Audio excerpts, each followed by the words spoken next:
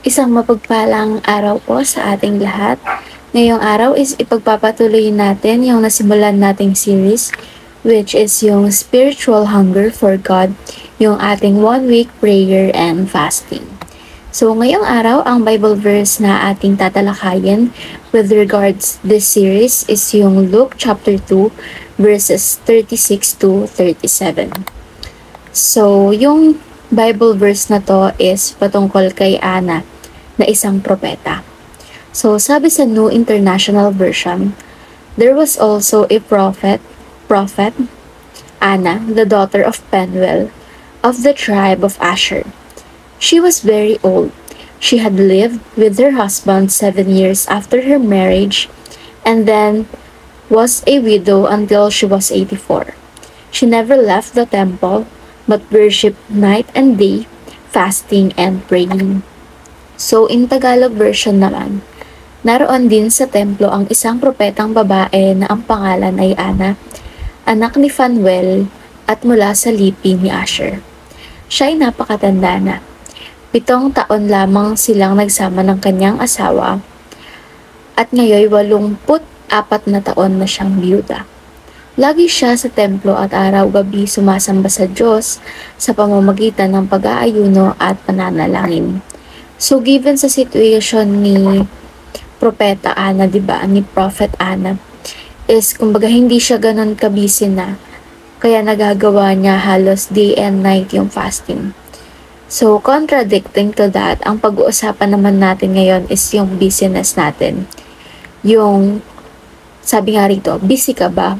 Kaya't mas lalong dapat manalangin. So, kung ano yung kabaliktaran ng situation ni Ana is pag-uusapan natin ngayon kung gaano tayo ka-busy and bakit tayo kailangan mas manalangin pa. So, para ipagpatuloy itong discussion na ito is proceed tayo sa ating teaching. Number 1, no one is too busy not to fast and pray.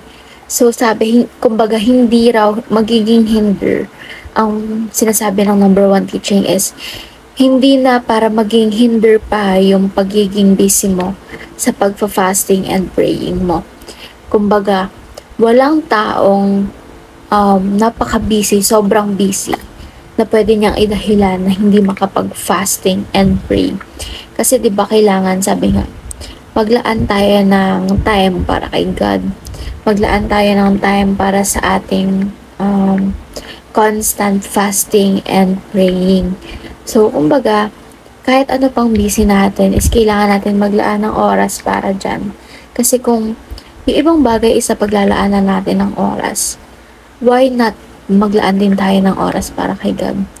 Hindi lang naman tayo yung magbe-benefit kapag nagpa-fasting and pray tayo. Hindi lang din natin si God wino-worship, hindi lang siya yung natutuwa kapag nagpa-fasting tayo.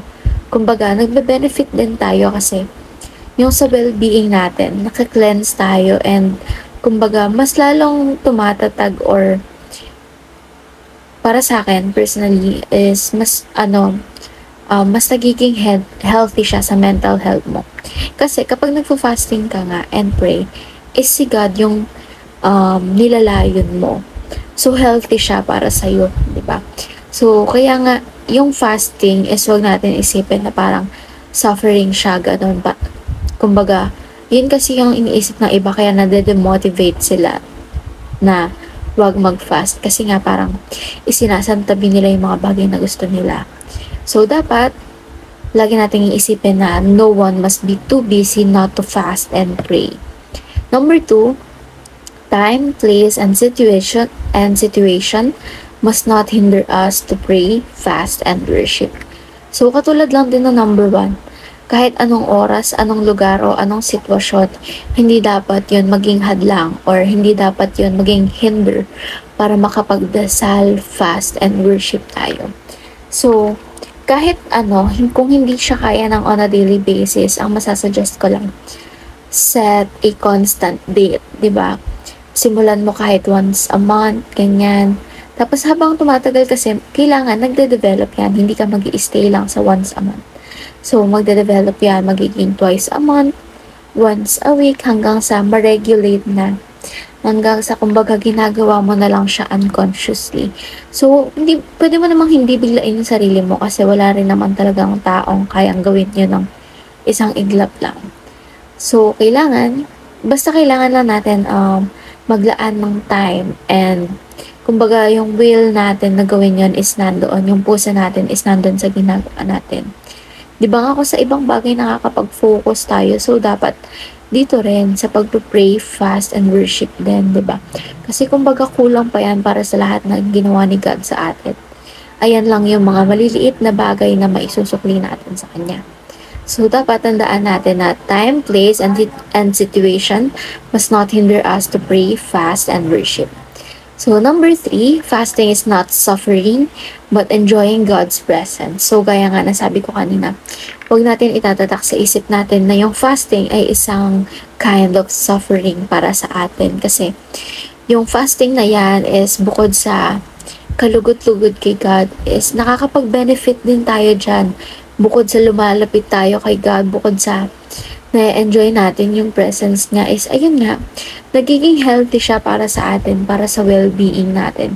Kasi hindi lang yung mga pagkain yung naiiwasan mo. Kumbaga pati yung mga bagay na, yung ibang bagay, makamundong bagay na kasama or indicated when it comes to biblical fasting. Like, ina-avoid mo muna yung social media na hindi naman kung hindi naman importante yung titignan mo or yung gagawin mo, hindi ka muna mag-Facebook. So, di ba, isang maliit na bagay, less radiation, di ba? So, kumbaga, napapahinga rin yung utak mo.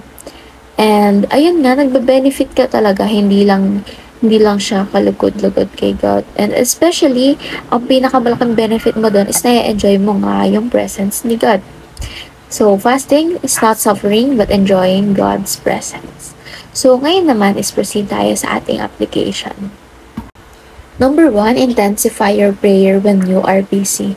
So, gaya nga nung sa title, di ba? The more na nagiging busy tayo is dapat mas nananalangin tayo. Kasi kapag nagiging busy tayo, may tendency na maging preoccupied yung isip natin. So, we need to pray and humingi ng guidance kay God to give us grace na malagpasan yung mga hinaharap natin kada araw. Yung mga ginagawa natin, yung mga dahilan kung bakit tayo busy. Humingi tayo ng tulong sa Kanya na magampanan lahat ng responsibilities natin and magawa ng tama yung mga pinagkakabisihan natin. So, kailangan talaga everyday, hinihingi natin yung presence niya. Kumbaga, sabik tayo sa presence niya, nag-crave tayo sa presence niya. So, kailangan lagi tayo nagpe-pray and idagdag na nga natin yung fasting and worshiping. Number 2, use our situation to motivate us to fast. So, yung situation natin, imbes na maging dahilan yan na hindi natin pagpa-fasting, is gawin nating motivation to fast, di ba?